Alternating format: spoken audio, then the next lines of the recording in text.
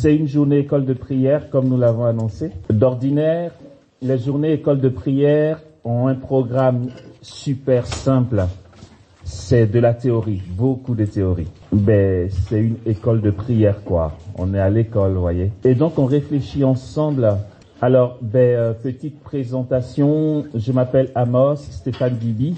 Je suis chrétien catholique, paroissien de la cathédrale de Dax. C'est dans le sud-ouest de la France, vers Bayonne. Je suis à 3/4 d'heure de Bayonne. Dax, c'est un diocèse en France. Je suis de nationalité ivoirienne et domicilié à Dax. Voilà.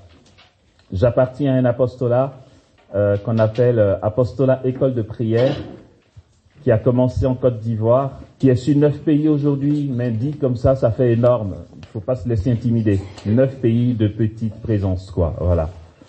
Et on fait notre petit bonhomme de chemin.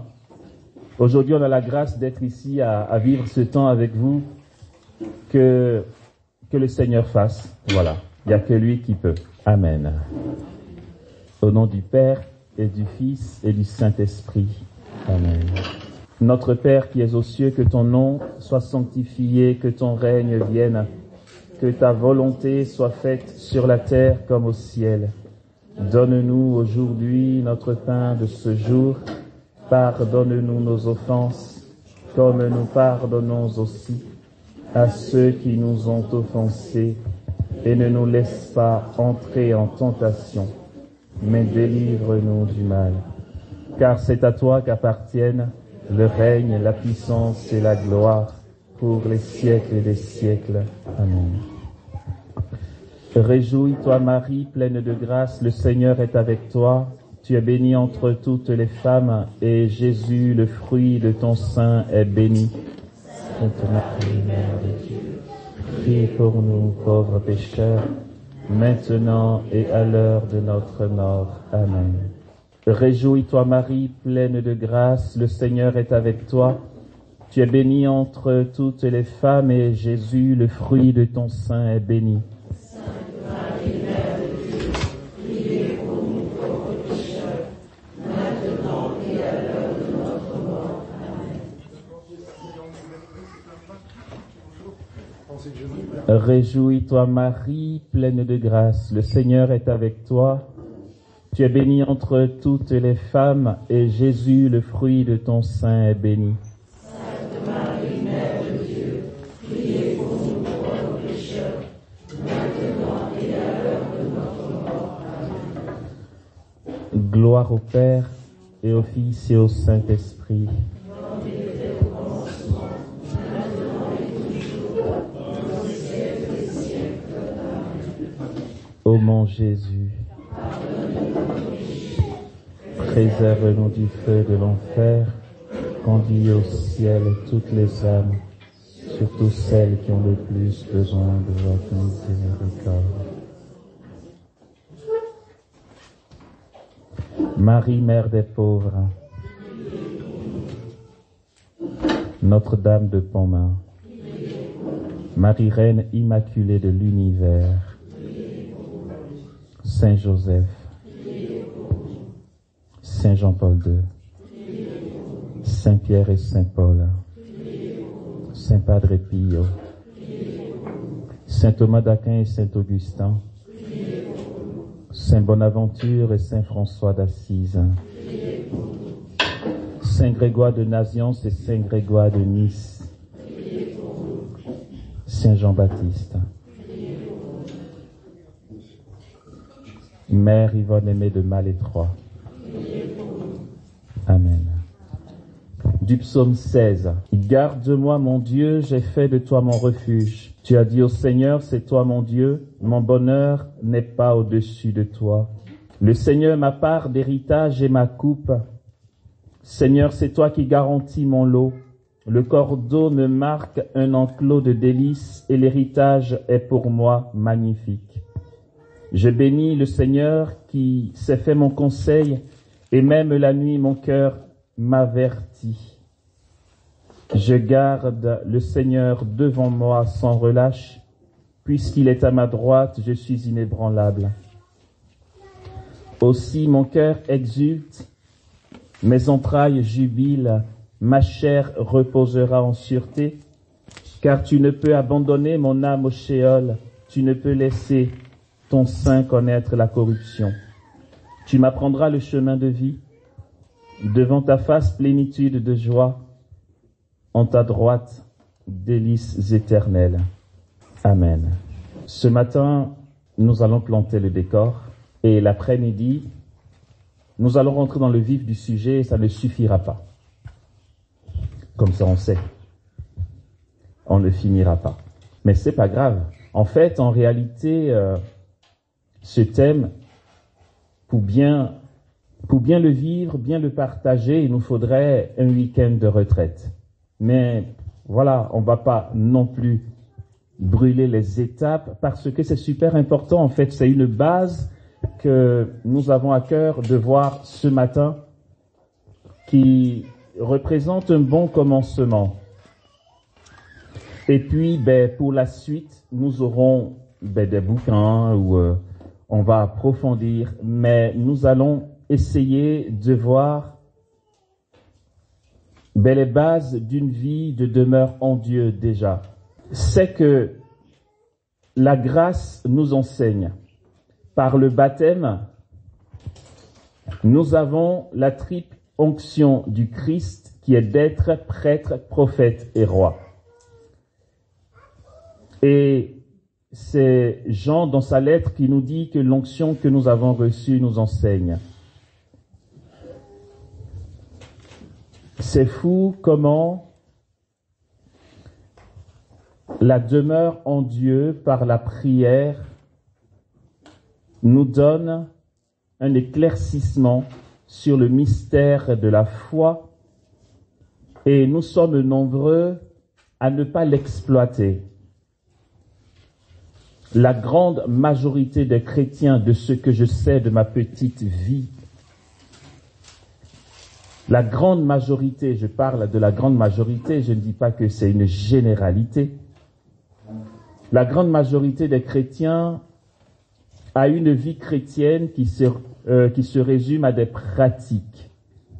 Aussi, on est très souvent largué. Dans les milieux du renouveau charismatique, nous avons part à des temps de louange qui sont très beaux, des temps d'invocation au Saint-Esprit, et, pardon pour l'expression, mais ça nous fait guili-guili. On est content. Et l'erreur, c'est de penser que ça y est, ma vie chrétienne est plénière parce que j'ai senti un bien-être à la prière. Mais dès qu'il y a une épreuve, tout s'écroule. J'ai une connaissance, là où je suis, dans le sud-ouest, c'est une dame que j'ai rencontrée à la paroisse, qui n'arrête pas de me dire, je fais des séances de relaxation et de bien-être. Et je pourrais t'en faire, tu vas voir, ça fait du bien.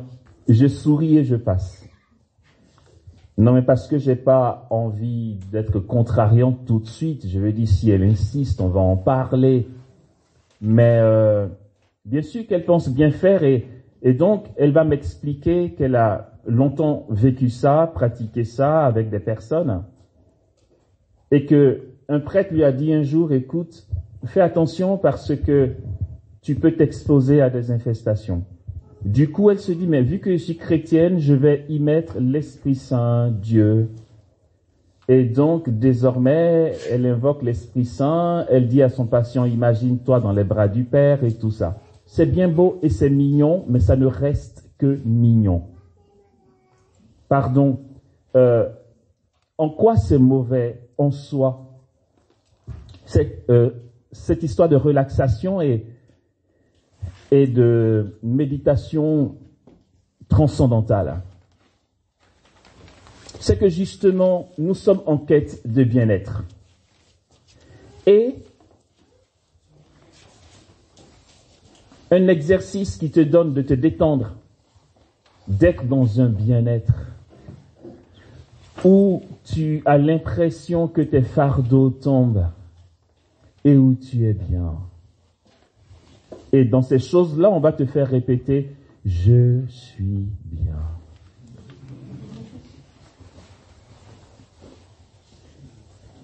Franchement, il n'y a rien de mal, comme dirait l'autre, à se faire du bien. On va se dire, mais qu'est-ce qu'il y a de mauvais là-dedans? Est-ce que vous, les chrétiens, vous ne voyez pas la bête noire partout? C'est pas le problème. C'est que ce n'est pas ce que Dieu nous apporte. Quand tu as un coup dur et que l'autre te dit, viens que je te donne d'avoir un bien-être vis-à-vis de ce coup dur, il te fragilise. Et à force de relaxation et de bien-être, ces personnes-là sont fracassées dès la première contrariété parce qu'il n'y a pas de ressources ni de force. Elle-même qui le vit est très fragile. Parce que, en fait, ce que Dieu nous apporte, ce n'est pas un bien-être. Désolé de nous décevoir. Dieu ne nous apporte pas un bien-être. Et ça, Jean-Paul II nous l'a bien enseigné, la prière n'est pas pour... Ah, c'est quoi le mot qu'il utilise? La prière n'est pas pour notre confort personnel. La prière est une désappropriation de soi. Du coup, dans ce qu'on va voir là aujourd'hui, on va se rendre compte qu'il ne s'agit pas de bien-être, il s'agit même d'inconfort. Voilà pourquoi nous sommes nombreux à avoir du mal à demeurer en Dieu. Parce que la prière nous sert de l'inconfort. Ok, voyons juste un truc. Si on me dit, écoute Amos, viens prier juste 3/4 d'heure dans une ambiance super enjolivée où tu vas te sentir bien, ça me fait envie. Ailleurs, on me dit, viens t'asseoir 4 heures devant le Saint-Sacrement sans rien dire, il n'y a pas d'organiste, c'est le silence plat, ça ne me fait pas envie. Dites-moi que pour 4 heures d'adoration silencieuse, Dieu n'y est pas et que c'est moins bien que là où il y a 3/4 d'heure d'ambiance enjolivée avec, si vous voulez, une odeur de parfum et une petite pierre rouge qui brille dans le coin et quelqu'un qui me caresse dans le sens du poil. Des deux, il y en a un qui ne fait pas envie. C'est que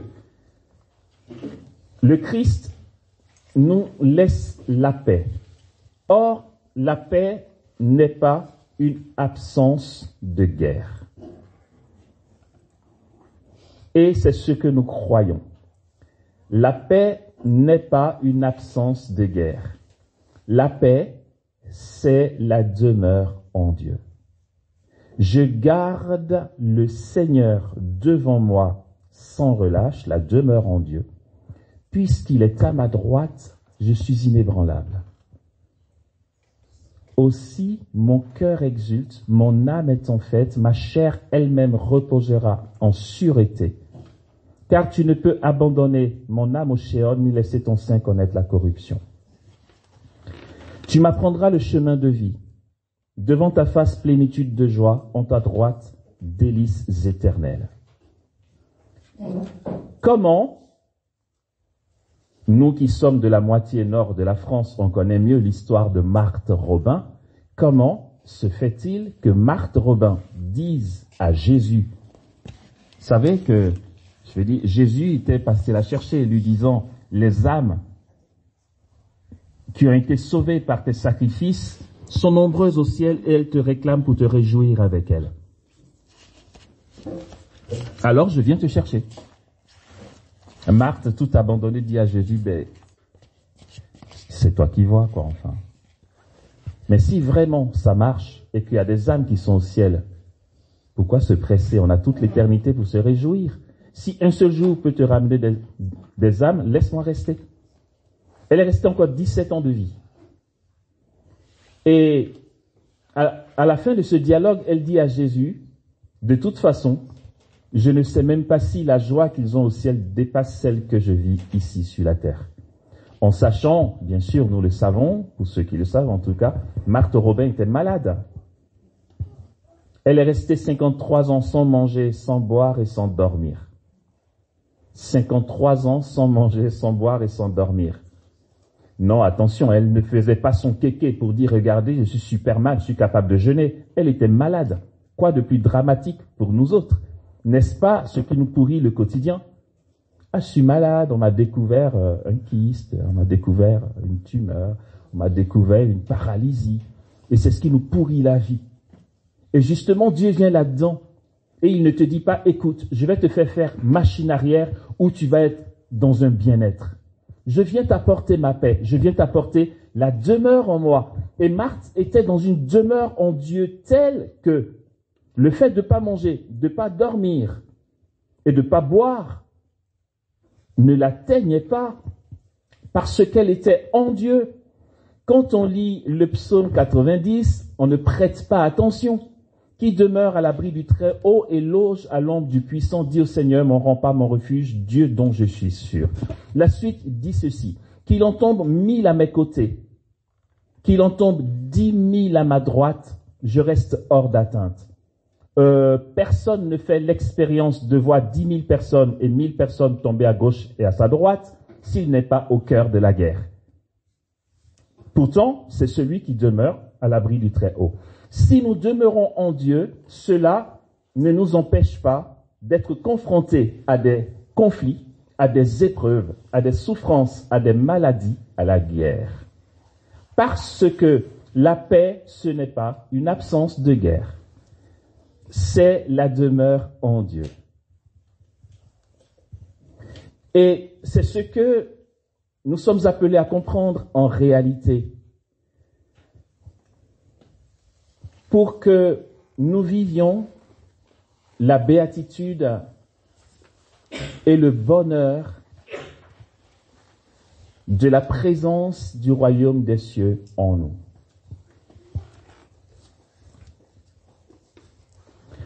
Le psaume 23, quant à lui, dira ceci. Passerai-je le ravin de l'ombre et de la mort, je ne crains aucun mal, car tu es avec moi. Ah mon gars, tu passes quand même des vallées d'ombre et de mort. Pourtant, on l'entend dire, le Seigneur est mon berger, je ne manquerai de rien. Sur les prés d'herbes fraîches, il me mène, il y refait mon âme. Face à moi, tu dresses une table. Devant moi, tu dresses une table face à mes ennemis. Il a quand même des ennemis. D'une onction, tu me parfumes la tête et ma coupe est débordante. Grâce et bonheur m'accompagnent tous les jours de ma vie. Ma demeure est la maison du Seigneur en la longueur des jours.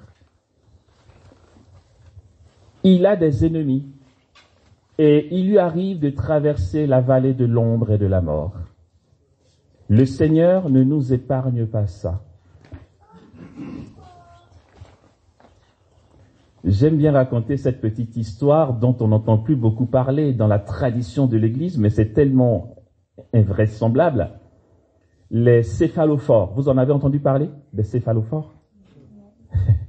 Mais ça ne m'étonne pas. Moi aussi, j'en avais pas entendu parler. Non, mais c'est incroyable. Et ça existait dans l'histoire de l'Église. Ce sont des martyrs. Les céphalophores, ce sont des martyrs qu'on a décapités.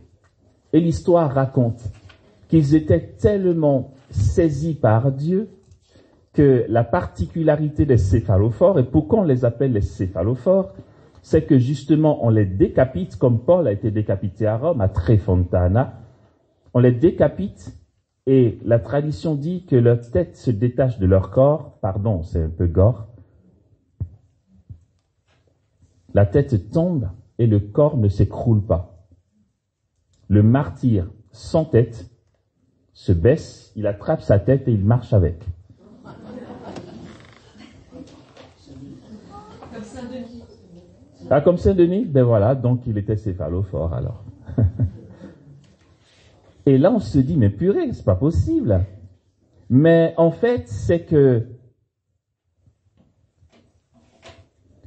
celui qui doit mourir martyr, et on verra, celui qui doit mourir martyr est assumé par le divin. Sauf si c'est une menace qui ne sera pas mise à exécution. Mais si vraiment c'est ton dernier jour sur la terre et que tu dois mourir pour Jésus, la grâce assume. C'est incroyable l'histoire des martyrs. Je veux dire, de quoi avons-nous le plus peur, n'est-ce pas la mort? Eux, on leur annonce qu'ils vont mourir bientôt là, dans quelques minutes. Et ils sont saisis dans l'extase. Ils sont dans un au-delà. Étienne, on le lapide, c'était pas des galets qu'on lui jetait, c'était de grosses pierres, vous voyez, en fait, c'est le quart d'heure un peu gore. Ouais, enfin, pardon, mais c'est notre église, parce que si on ne sait pas ça, on est un peu planant. Ce sont nos frères qui nous ont enfantés dans leur sang, d'accord? Donc c'est un peu gore, mais c'est beau. Moi, je trouve, après toi, je sais pas. Jacques le Majeur, premier évêque de Jérusalem, vous savez comment il est mort, au moins? Il a été jeté du haut des remparts. Donc déjà, il est tombé, on voit la catastrophe que c'est. Et ils ont roulé une grosse pierre. Pardon. Mais vous m'en voulez de faire l'histoire de l'Église? On roule une grosse pierre qui l'achève, vous voyez le truc? Je me demande à la résurrection de la chair comment Jésus va s'y prendre avec lui, vous voyez? Parce que c'est un peu chaud là. Et pour dire que Étienne, c'était aussi de grosses pierres. Normalement, quand on te lapide et que tu es en train de mourir, tu cries aïe, aïe. Mais attends, quel est cet individu qu'on lapide qui est en train de perdre la vie? Donc, ça dit la violence des coups et qui, en lieu et place des gémissements, contemple les cieux ouverts. Et là, il annonce la réalité du royaume à ses bourreaux qui sont en train de le lapider. Tu n'as pas mal, mon gars? Tu parles de quoi? Ah, la douleur, tiens, ben la douleur est assumée par le divin. Bon, vous allez dire, ouais, il exagère un peu. Est-ce que l'histoire dit vraiment ça? Vous savez quoi? À Kibéo, au Rwanda, lorsque la Vierge est apparue, ça on le sait, pour discerner que c'était de vraies extases, on leur mettait des flammes de bougies sous le coude. Mais les voyants étaient si saisis par le divin qu'elles ne sentaient pas. On leur mettait des aiguilles dans les yeux et elles ne clignaient pas parce qu'elles étaient comme ça. La chair tout entière est assumée par le divin. Pardon, je commence par là pour que nous voyions que le chemin qu'on va prendre là pour avancer est un chemin de déification. En fait, ce n'est pas une illusion. L'Église ne nous ment pas. Le royaume des cieux est réel et des frères dans la foi l'ont vécu dans leur chair. Et Étienne contemple la gloire de Dieu jusqu'à ce qu'il remette son âme entre les mains de Dieu et qu'il meure. Si on a compris ça, alors mon inconfort de la nuit, mon insomnie, mon genou qui me fait mal, ce n'est rien. Non mais sérieusement, quelle est cette personne qui est lapidée et qui contemple la gloire de Dieu tout joyeux, à côté de moi qui est juste une migraine et qui crie au scandale parce que j'ai l'impression que Dieu m'a abandonné? Comment ça se fait? Et qui nous dit que la vie de prière va nous épargner une migraine? Il ne s'agit pas de ça. Il faut que nous le comprenions, frères et sœurs. En fait, mes bobos vont rester. C'est juste que la présence de Dieu sera tellement plus forte que je n'aurai plus l'impression que j'ai des bobos. Parce que je vais goûter la présence de Dieu en moi. Et Saint Laurent de la Résurrection, qui est mort martyr, lui aussi, l'histoire des martyrs est incroyable. Il était cuisinier Et puis sur le bord un peu rigolo, d'après le témoignage de ses frères de communauté, le frère cuisinier. Il est mort martyr, Laurent de la Résurrection. Ils l'ont posé comme un barbecue sur le feu. Vous voyez le truc? Normalement, tu fais quoi? Attends, on te prend là, tu vois un feu, un brasier, on va te poser dessus, tu fais quoi? Là, tu dis à ton bourreau, pardon, je me suis trompé. Jésus, je ne le connais pas en fait. Je t'assure, je ne le connais pas. Laurent de la Résurrection, on le prend, on le pose sur le feu. Et quel courage il a de dialoguer avec son bourreau. Non, mais t'es pas en train de hurler là de douleur. Il dit à son bourreau, mon gars, en fait, je pense que ce côté est assez cuit. Tu peux retourner le steak, ok? Non, mais comment c'est possible? C'est surnaturel. Le martyr est aux portes du royaume des cieux. Dieu l'assume complètement. Et je finis dans ce témoignage sur Maximilien Maricolde.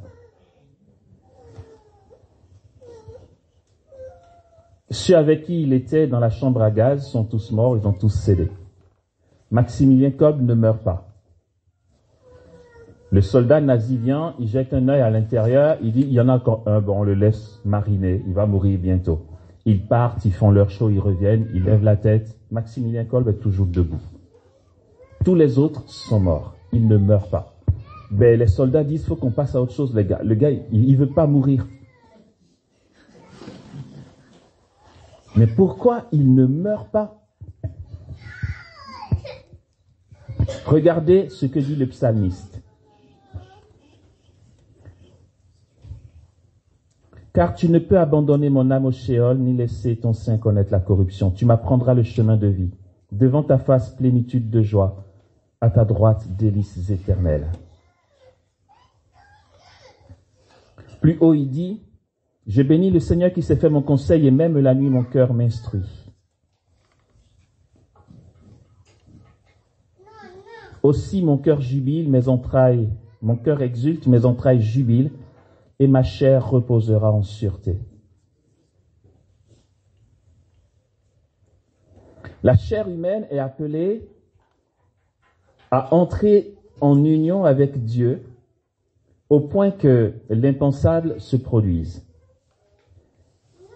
Les soldats entrent dans la pièce parce qu'ils ont d'autres choses à faire. Il va falloir finir avec cette chambre à gaz. Tout le monde est mort, il y en a un qui est récalcitrant. Il ne meurt pas. Donc, on lui injecte un poison mortel pour qu'il cède. Et le soldat lui prend le bras pour lui rentrer l'aiguille et Maximilien Kolbe le regarde sans résister, comme l'agneau qu'on mène à l'abattoir. Il ne résiste pas. Il a un regard si profond que le soldat en est troublé. Le soldat lui dit, arrête de me regarder. Et Maximilien Kolbe le regarde, sans jugement. En fait, comme dit Paul, à cause de toi, on nous mène comme des moutons d'abattoir, tout le long du jour.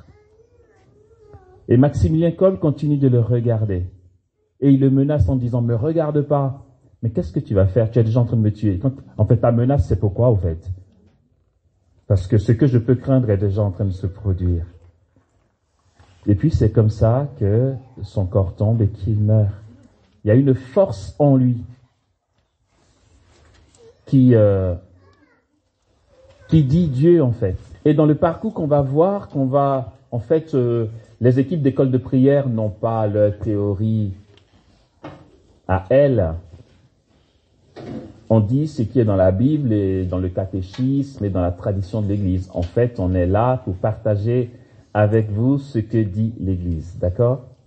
On va avancer. Je vais nous raconter une petite histoire juste pour nous provoquer et piquer notre curiosité.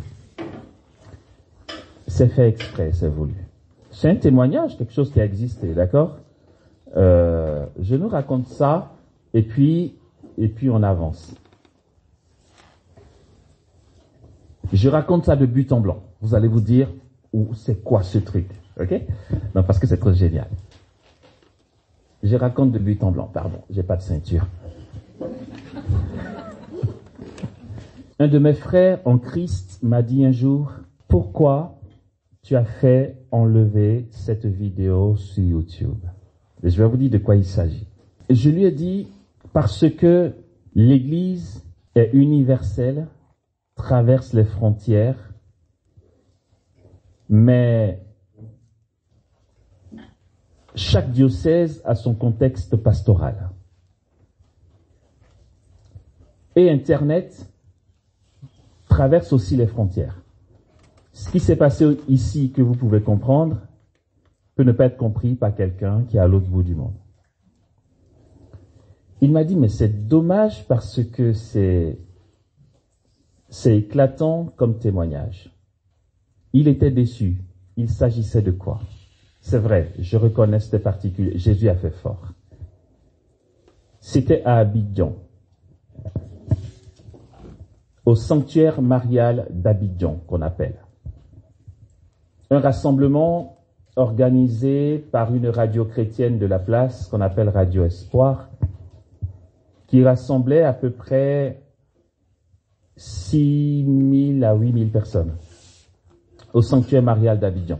Il y avait plusieurs intervenants. Et l'organisateur m'a appelé la veille et m'a dit, écoute Amos, tu as 3 quarts d'heure. J'ai dit, d'accord. Non, en fait, j'insiste, tu as 3 quarts d'heure parce que je te connais. Ok, c'est bon.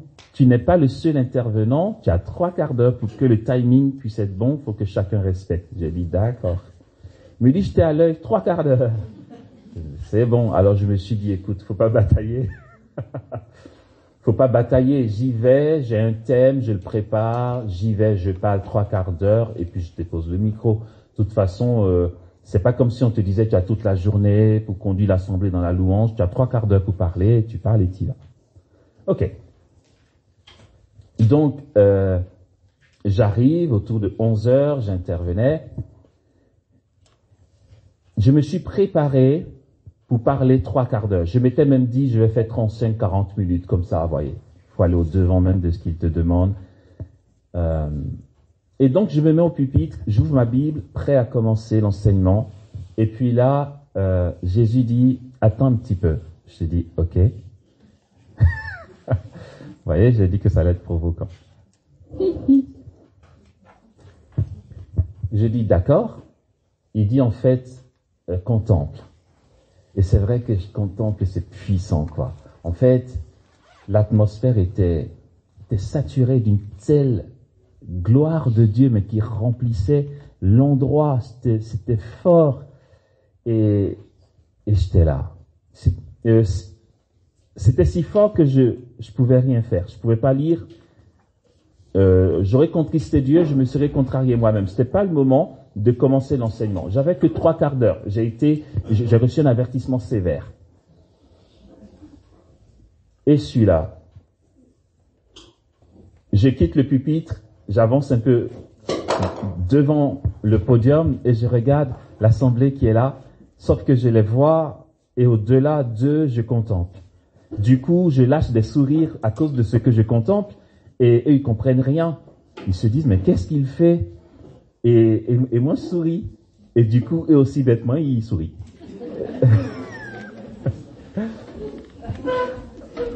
Et on était là parce que je contemplais, c'était tellement fort. Jésus voulait guérir les malades. Et du coup, j'ai dit comme ça, j'aurais peut-être pas dû. J'ai dit, vous savez quoi? C'est si fort ici la présence de Dieu que si quelqu'un me touche, simplement il guérit. Et c'était vrai. Mais je l'ai dit pour qu'il pèse à peu près, enfin,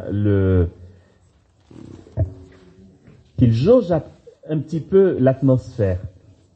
Moi, j'ai demandé à personne de venir me toucher, moi. J'ai dit, si quelqu'un me touche, il guérira. Tant c'est fort ici. Et puis, il y a une dame qui s'est levée.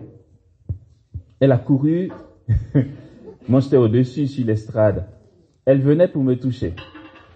Et puis, ça m'a amusé, j'ai souri. Les autres aussi ont laissé échapper un petit rire parce que c'était amusant. Et les gens de la sécurité l'ont arrêté. Sauf que l'erreur de la sécurité, c'est qu'ils sont tous allés l'arrêter, elle. Ils ont baissé la garde de l'autre côté. Du coup, d'autres sont venus par là, d'autres par là. Et la sécurité n'a plus pu maîtriser les gens. Ils sont montés sur l'estrade, je leur ai dit, mais arrêtez, arrêtez, non, non, non. Et j'ai été envahi de personnes. Vous allez voir, c'est incroyable ce que Jésus fait. Je vous assure, littéralement, et je n'exagère pas, j'étais si pressé par les gens que mes pieds ne touchaient plus le sol. Vraiment. Non, j'ai pensé que j'allais mourir. Certains me tiraient la chemise, d'autres avaient le main là, ici, partout, d'autres tiraient l'oreille et tout. Mais j'ai dit, mais c'est quoi ce truc? Et non, mais j'étais vraiment en train de suffoquer. Je respirais plus. J'en avais partout. Et heureusement qu'il y a un frère, un religieux, qui a vu le truc, et lui, il y est allé avec les moyens très forts, quoi. Il commençait à donner des coups de coude pour me dégager de là. Mais vraiment. Et il a réussi à me dégager. Ils m'ont poussé à l'intérieur de l'église. Ils m'ont conduit à la sacristie. Et moi, j'étais là. Ma chemise n'avait plus de boutons. Il restait que celui-ci. Non, mais sérieux. Mais vraiment, j'étais là. Et en fait, ce n'était pas un événement qui était censé être filmé. Il y a juste un jeune gars qui avait sa caméra, lui, il filmait la journée. Donc, il a pris tout ça en film, d'accord? Je suis rentré dans la sacristie, j'étais là. Un frère de l'équipe m'a dit, mais qu'est-ce que tu fais? Tu veux te tuer ou quoi? J'ai dit, mais j'en sais rien, moi, j'ai pas demandé qu'il vienne me toucher, enfin. J'ai dit ça comme ça. Un quart d'heure plus tard, vous voyez que mes 45 minutes sont en train de s'épuiser. J'ai pas encore commencé à parler, quoi. Et je ressors. Les gens de la sécurité se sont bien. Et là, je dis, allez, pour rigoler, je leur dis, je vais porter plainte pour harcèlement et agression. Donc, ils rient et tout. Sauf que Jésus me dit, tu sais quoi, c'est vrai. C'est pas terrible ce qu'ils ont fait. Mais tous ceux qui t'ont touché, là, ils sont guéris. Non, sérieux. Et donc, au micro, je le dis. Et je dis, vérifiez, si vous avez mal quelque part, vérifiez. Et les personnes lèvent les mains. Ça réveille la foi dans l'assemblée. Et là, je dis à Jésus, ok, tu veux guérir, on a 8000 personnes. On s'y prend comment? Le timing est super short, ok? On s'y prend comment? Jésus dit, on va faire simple. De toute façon, tu pourras pas imposer les mains à tout le monde, on va faire simple. C'est génial. Ça, c'est le baptême, hein. C'est pas une question d'extraterrestre. Non. Celle qui m'a mis au monde est en Côte d'Ivoire. Je suis pas extraterrestre. C'est le baptême. Non, mais c'est beau. Et puis, vous voyez, c'est fort et on peut se dire, waouh, c'est un témoignage quand même particulier. Oui, j'en ai conscience et j'en parle pour que nous comprenions ce qu'est notre baptême à tous, en fait. Ce que comporte notre baptême. Alors, du coup, j'annonce aux autres qui n'ont pas besoin de faire comme la première vague. Ils peuvent rester bien assis. Jésus me dit, dans ta personne, je pose une onction pour la guérison.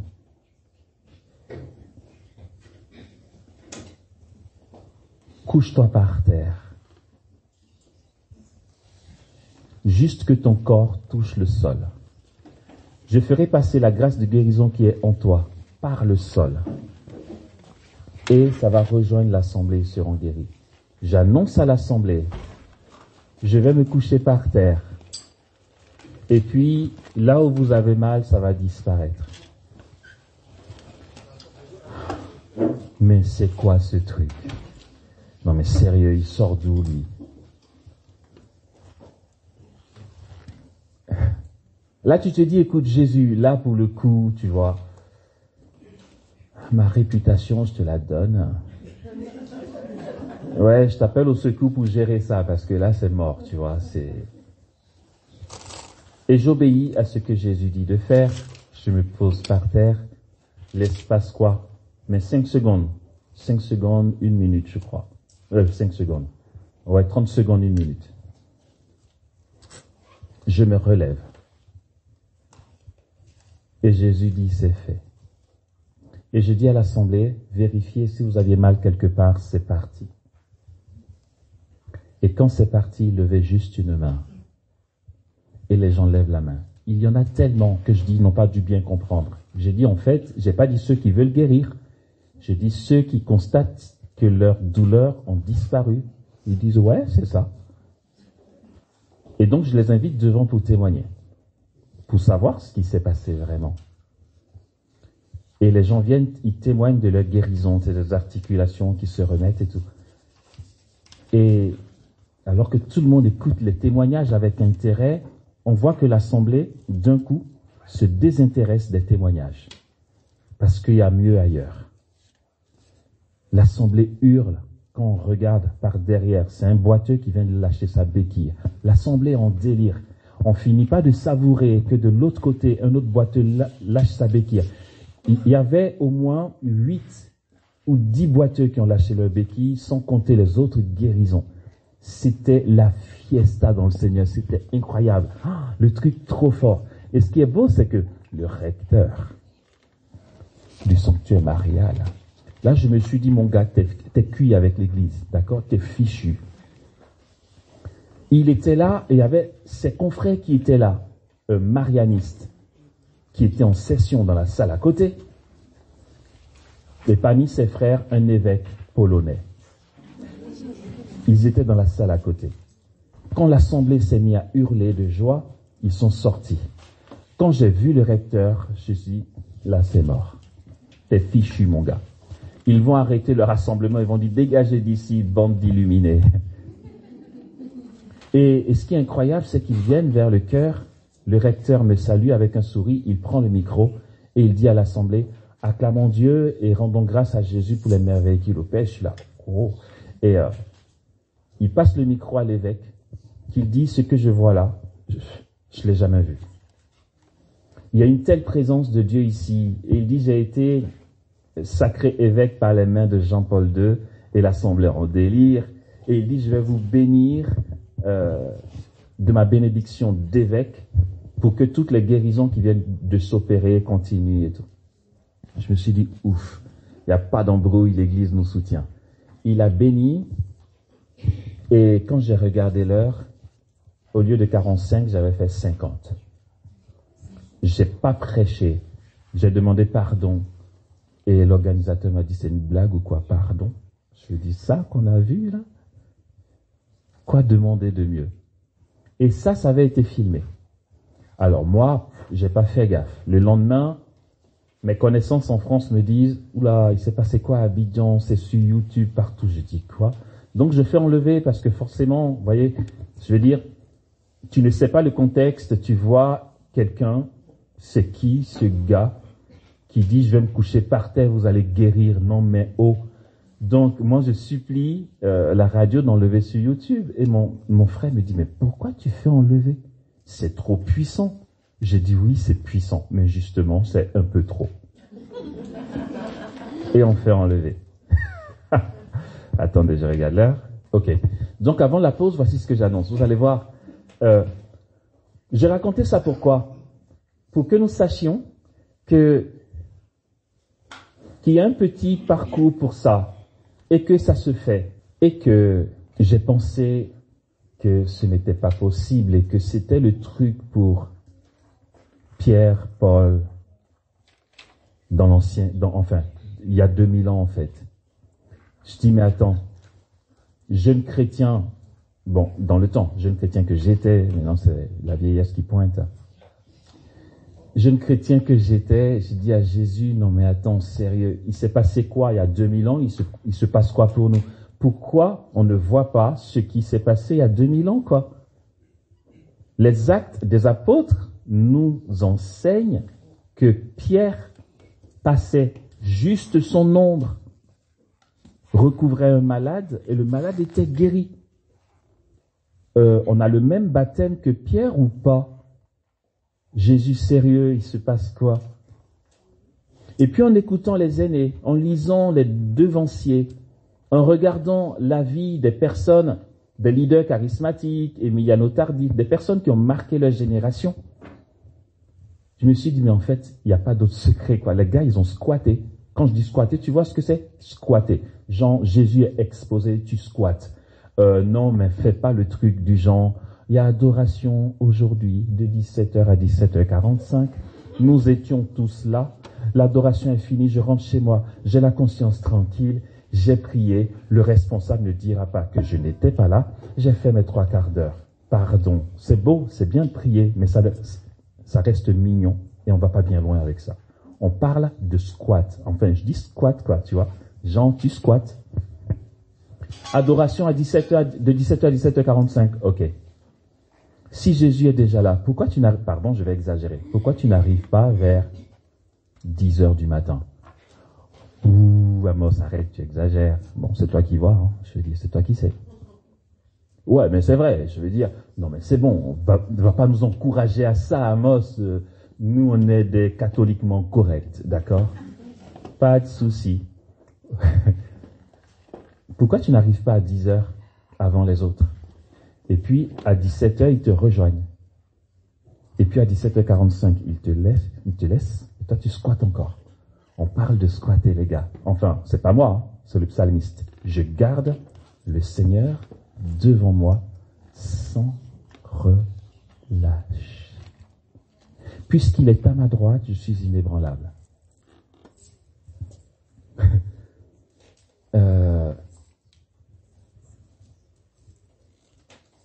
On est trop mignons, frères et sœurs.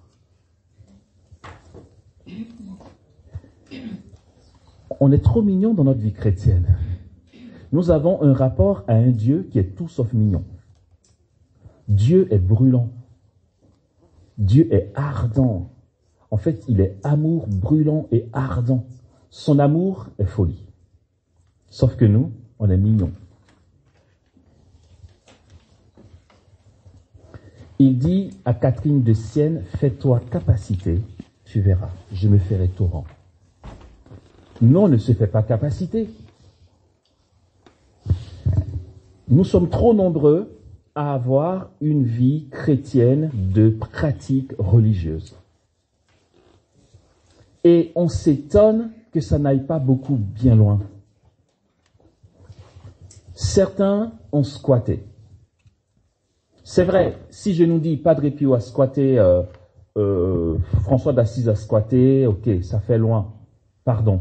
Je rends grâce à Dieu. C'est pas une question d'être meilleur que qui que ce soit. Je rends grâce à Dieu qui m'a mis la puce à l'oreille. Je me suis amusé à squatter. Je le rappelais le week-end dernier à des frères et sœurs lors d'un temps de prière, ce que me disait ma mère quand à 17 ans j'ai décidé de changer de vie. Elle me dit, pourquoi tu es excessif dans tout ce que tu fais? Tu étais voyou et bagarreur, j'ai prié pour que tu te ranges. Merci Jésus, tu as arrêté de te bagarrer, de faire tout ce que tu faisais. Tu pries, mais prie, tu vois, sois catholique, juste correct. Pourquoi tu exagères dans tout ce que tu fais?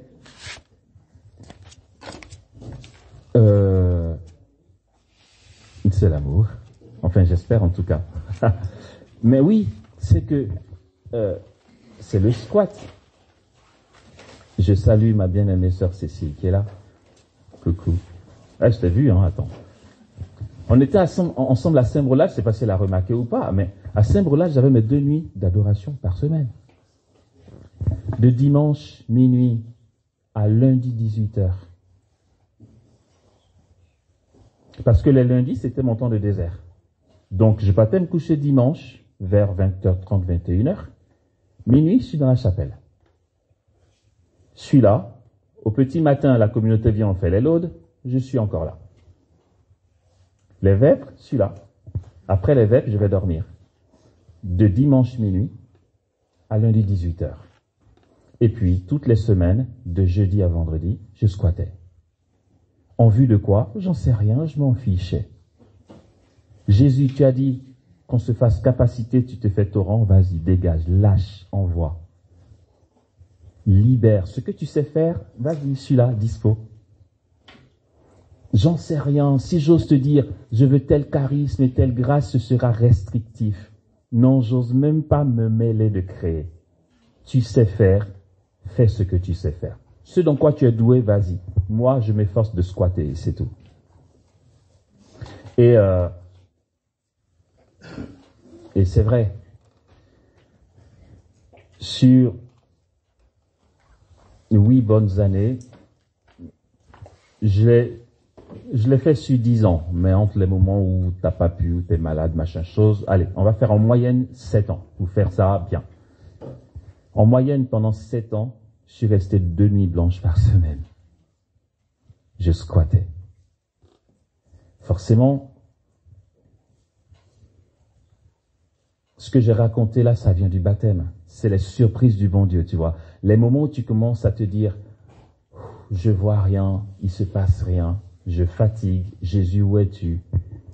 Il te met un petit clin d'œil comme ce que j'ai raconté là. Tu te dis, waouh, c'est puissant! Et ça te rebooste, tu vois. En fait, c'est ce que nous aimerions partager. Vous allez voir, après la pause, ça va être un peu plus technique. Hein. Là, je plante le décor. Que nous sachions que notre vie chrétienne est une vie de puissance. Parce que notre Dieu, il est puissant. C'est pas une vie de personnes gentilles, sympas, catholiquement correctes, chemise bien repassée, pull au vert sans mouton qui dépasse. Oui, soyons d'église, frères et sœurs. Mais justement, soyons d'église. Les puissances de l'enfer ne prévaudront pas sur elles. Parce que nous sommes le corps du Christ. Dans notre réalité mystique, l'église est corps mystique du Christ. Corps mystique du Christ ressuscité.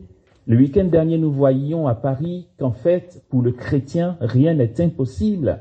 On dit à Dieu, rien n'est impossible, mais ce n'est pas que Dieu, frères et sœurs.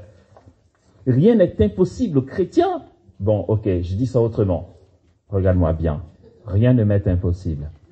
Oh, il fait un peu fort. Ben écoute, encore heureux que je fasse fort. Sinon, je minimise mon baptême. Je rends grâce à Dieu en témoignant ainsi parce que Dieu nous a gratifié d'un don inouï qui est le baptême. On n'imagine même pas le poids de gloire que comporte notre baptême. Et si nous sommes le corps du Christ, bon, soit on est son corps, soit on l'est pas. Après, je sais pas vous, hein. Moi, c'est ce qu'on m'a appris. Nous sommes le corps du Christ. Chacun est membre pour sa part. On n'est pas à côté du Christ. On est son corps. On est en lui. Or, au Christ, rien n'est impossible. Si je suis le bras du Christ, je suis le Christ. Si au Christ, rien n'est impossible, rien n'est impossible. Alors, on va pas dire, bon, écoute, c'était intéressant, il a bien commencé, mais cette histoire de se coucher par terre, moi, j'en peux plus. Comme tu veux, tu vois. Non, mais comme tu veux, en fait, si tu veux l'imiter, ouais, mais ça, d'accord, ça, Jésus peut le faire. En fait, Jésus, on peut toucher le pan de son manteau et guérir, mais pas lui. Pas qui, lui. Je suis le Christ, je suis membre de son corps. Ça te pose un problème? Fais-toi débaptiser alors. Non, mais j'en sais rien.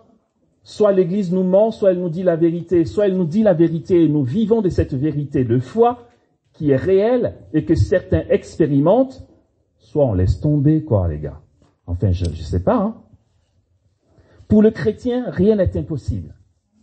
Il s'agit juste d'être abandonné et docile à celui dont nous sommes le corps. Il est la tête chef. C'est lui qui exerce son ministère dans l'Église à travers le peuple chrétien dans l'Église. Non, dans l'univers visible et invisible. Donc dans l'Église triomphante, militante et souffrante aussi, le purgatoire. Et il y a une seule personne qui préside, c'est le Christ. Tu sais, la fois où tu as été au groupe de prière et où tu as donné une parole de connaissance immédiate qui a été confirmée et puis la personne a été réellement guérie, ne va pas croire que c'est toi, c'est le Christ en toi. Tout simplement. De nous, rien ne peut sortir, mais rien du tout. Or, si c'est le Christ vraiment qui le fait par toi, pourquoi tu veux que l'agir soit limité en fruit? Pourquoi tu veux qu'il y ait quelque chose d'impossible? Si c'est le Christ qui fait, c'est peut-être pas lui, les gars. Je sais que rien n'est impossible au Christ. Moi, je vote pour ça. C'est une logique philosophique. Au Christ, rien n'est impossible. C'est ce Christ à qui rien n'est impossible qui exerce en nous. Donc, par nous, rien n'est impossible. Enfin, sauf si c'est compliqué à comprendre, j'en sais rien. Et ça, c'est le baptême qu'il confère. Mais Amos, pourquoi on ne voit pas ça dans notre quotidien? On est ici pour ça. On ne voit pas ça dans notre quotidien parce qu'on ne squatte pas assez. On va voir comment squatter davantage, comment prendre les dispositions pour ça après la pause.